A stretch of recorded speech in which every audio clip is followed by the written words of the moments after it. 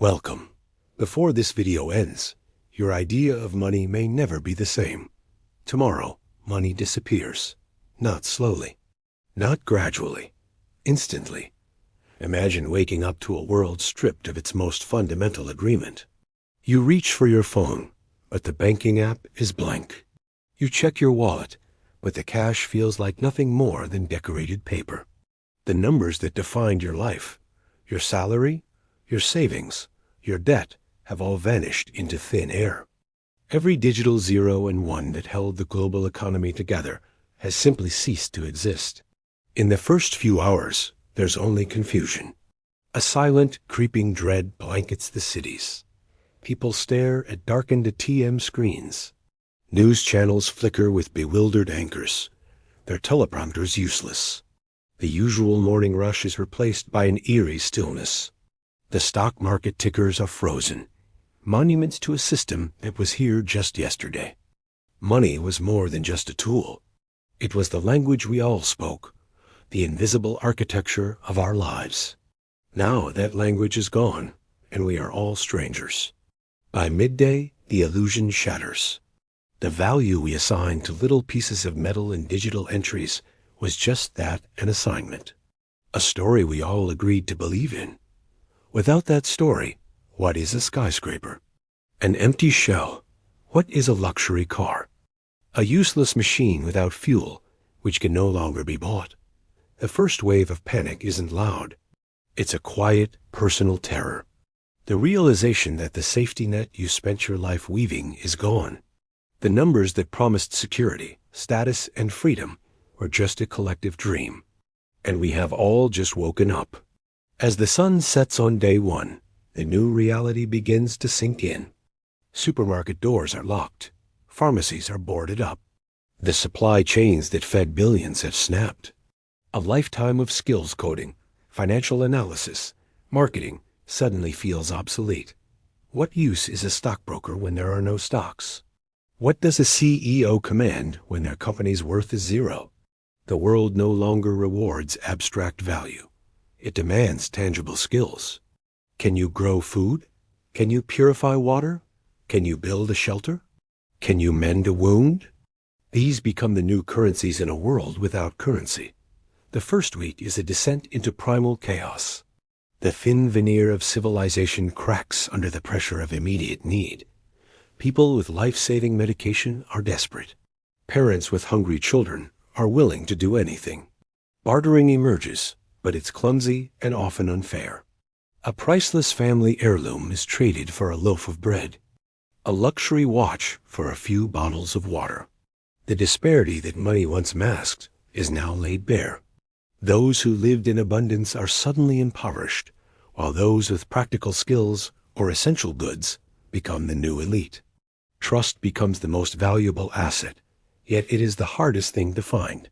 Cities, once beacons of progress and opportunity, transform into concrete jungles of desperation. The power grids fail. The lights go out one by one, plunging metropolitan skylines into an unfamiliar darkness. Without money to pay the workers, the systems that supported urban life collapse. Water stops flowing from the taps. Garbage piles up in the streets. The symphony of the city, the sirens, the traffic, the endless hum of activity fades into an unsettling silence, broken only by the wind and the distant cries of the desperate. Millions are trapped in vertical prisons with no way to sustain themselves. Weeks turn into months. The initial chaos gives way to a grim new order. People abandon the cities, trekking toward rural areas in search of land and resources. The highways are littered with abandoned vehicles. Ghostly office towers stand as silent tombstones of a bygone era. Humanity fragments. Small communities form, huddled together for safety and survival. They gather around fires, sharing stories, and whatever food they could forage or grow. In this new world, your worth is not what you owned, but what you can contribute. Your identity is no longer tied to your bank account, but to your actions, your skills, and your character. We rediscover forgotten knowledge. People learn to identify edible plants, to track animals, to read the stars for navigation. Generations of accumulated wisdom, long ignored in the age of convenience, are revived. A quiet resilience takes root. Neighbors who never spoke a word to each other now work side by side, planting gardens in what were once manicured lawns. A carpenter becomes more valuable than a billionaire. A nurse is revered like a queen. Human connection, once mediated by transactions, becomes direct and raw.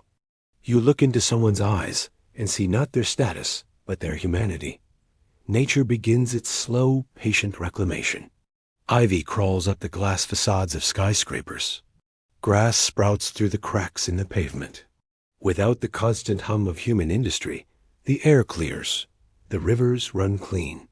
The silence of the night is now filled with the sounds of the natural world, a symphony that was always there, just drowned out by our noise. We are forced to see the world not as a resource to be exploited, but as a home to be cared for. We are no longer masters of the planet, but a part of it once more. Years pass. The memory of money fades into legend, a strange myth whispered to children born into this new world. They listen with wide-eyed disbelief.